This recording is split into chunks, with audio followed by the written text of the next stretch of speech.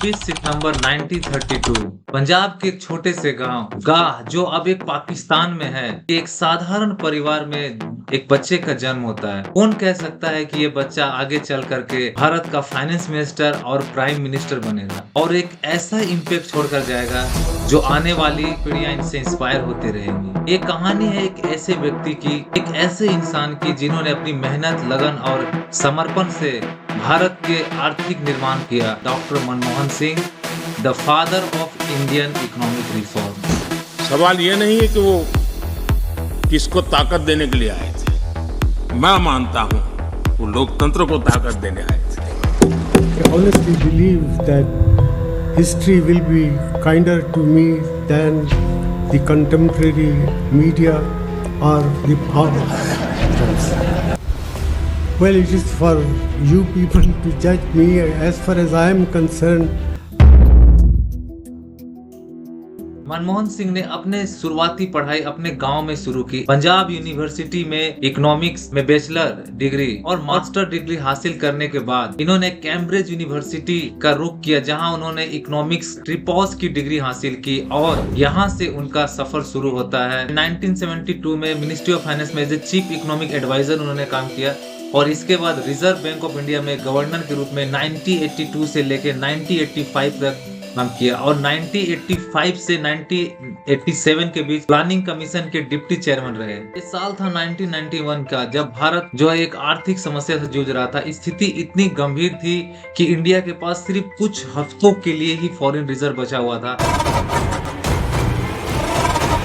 और अगर इस पर जल्द ही कुछ नहीं किया जाता तो देश जो है वो दिवालिया हो जाता। फिस्कल डिफिसिट 8.5% ऑफ जीडीपी तक पहुंच गया था। उधर गल्फ युद्ध के वजह से जो है पेट्रोल और डीजल की जो दामें थी, जो क्रूड ऑयल्स की जो प्राइसेस थी, वो भी लगातार हाई हो रही थी। ऐसे कठिन समय में और उन्होंने मेजर 4 स्टेप लिए जिसके वजह से इनको इस इकोनॉमिक्स को स्टेबलाइज करने के लिए सबसे पहले उन्होंने इंडिया के लगभग 47 टन सोना को IMF में गिरवी रखा और उस वहां से उन्होंने जो है फंड अरेंज किया। दूसरा सबसे इम्पोर्टेंट काम किया उन्होंने, जितने भी लाइसेंसी राज थे जो इंडिया में जो स्टार्टिंग में जो बिजनेस करना होता था उसके लिए आपको लाइसेंस लेने की जरूरत पड़ती थी और तभी आप बिजनेस कर सकते थे। इस चीज को उन्होंने पूरी तरह से खत्म किया और एक लिबरलाइजेशन, प्राइवेटाइजेशन और ग्लोबलाइजेशन का जो सिद्धांत होता है LPG, उसको फर्स्ट टाइम इंडिया में इंट्रोड्यूस किया और इंट्रोड्यूस करने के बाद उन्होंने जो भारत से बाहर की जो इंडस्ट्रीज है, जो वहाँ के जो लोग हैं, इन्वेस्टर है, उनको अट्रैक्ट किया इंडिया में जो है वो इन्वेस्ट करे, क्योंकि मनमोहन सिंह जानते थे इकोनॉमिक में उनके पास काफी अच्छी नॉलेज थी। उन्हें पता था कि अगर हम इंडिया में जो है अगर कुछ अट्रैक्टिव कंसेशन देंगे, कुछ प्रॉफिट्स में एग्जम्पशन देंगे तो लोग जो है भारत में इन्वेस्ट करेंगे और इंडिया में अगर वो इन्वेस्ट करते हैं तो इंडिया की जो इंफ्रास्ट्रक्चर में जो उनकी डेवलपमेंट होगी, कहीं ना कहीं वो सिर्फ प्रॉफिट का हिस्सा बचा सकते हैं, लेकिन जो डेवलपमेंट करेंगे वो अल्टीमेटली इंडिया में रहेगी और इंडिया में ही रह जाएगी, क्योंकि वो उस डेवलपमेंट को तो अपने साथ नहीं ले जा सकते। इस चीज को वो जानते थे और उन्होंने फर्स्ट टाइम इंट्रोड्यूस करवाया। एक सेक्शन है इनकम टैक्स का जिसका नाम है 80IA। इस सेक्शन के तहत जो है किसी भी कंपनी जो भी इंडिया में मैन्युफैक्चरिंग सेक्टर में, पावर सेक्टर में, टेलीकम्युनिकेशन सेक्टर में, इंफ्रास्ट्रक्चर सेक्टर में अगर वो प्रोजेक्ट में पैसे फंडिंग करती है, लगाती है, तो उनका 20 साल में से जो है कंटिन्यूस 10 साल जो है प्रॉफिट पर कोई तरह का टैक्स देने का जरूरत नहीं था। कई सारे स्कीम्स उन्होंने स्टार्ट किए और इनकम टैक्स में जो है टैरिफ रेट्स और टैक्सेशन में कई सारे रिलीफ दिया, जिसका बेनिफिट मिला और FDI जो है वो इनफ्लो बढ़ा। तीसरा इंपॉर्टेंट चीज उन्होंने किया, प्राइवेटाइजेशन का उन्होंने दिखाया कि आप जो भी प्राइवेट कंपनी है वो इंडिया में आए और यहाँ पर जो है वो अपना फंडिंग जो है करे और अपना बिजनेस जो है स्टेब्लिश करे।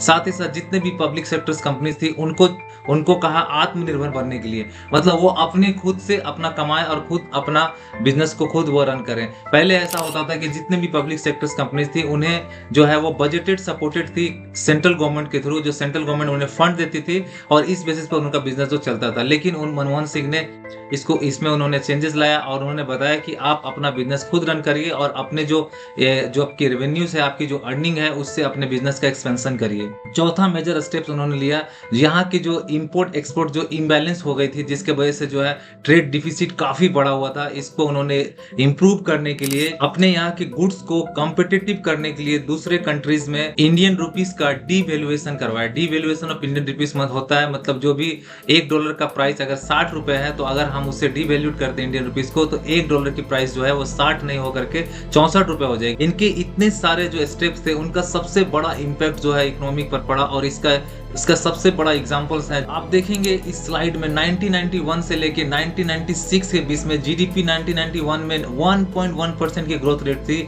जबकि 1996 में जीडीपी रेट 7.3 है। दूसरा फॉरेन रिजर्व आप देखेंगे जो 1.2 बिलियंस के आसपास थी 1991 में, वो बढ़कर 1996 में 22 बिलियंस के आसपास चली गई थी। फिस्कल डिफिसिट 8.5 थी, जो बढ़कर के 5.2 के आसपास दिख रही है फिस्कल डिफिसिट 1996 में। एफडीआई का इनफ्लो देखेंगे तो सिर्फ 1 मिलियन 0.09 थी 1991 में, लेकिन 1996 होते होते ये 2 बिलियंस के आसपास थी। मनमोहन सिंह ने काफी बड़े मेजर चेंजेस किए इकोनॉमिक, लेकिन इसके साथ साथ उन्होंने जो है वो सोशल रिफॉर्म भी लेकर के है। उनके जो सबसे मेजर सोशल रिफॉर्म है, वो आप देख सकते हैं कि सबसे इंपॉर्टेंट मेजर रिफॉर्म था उनका था आरटीआई के थ्रू उन्होंने इंडियन सिटीजन्स को ये राइट दिया कि they can access the information from any public authorities, any government offices.